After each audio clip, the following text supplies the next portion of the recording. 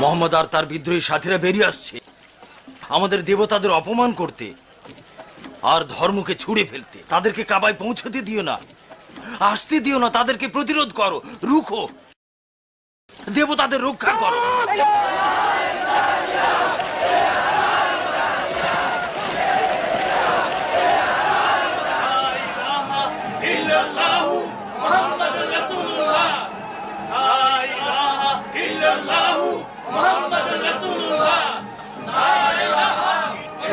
পাথর ছুড়ো, মারো, নবীকে আড়াল করো।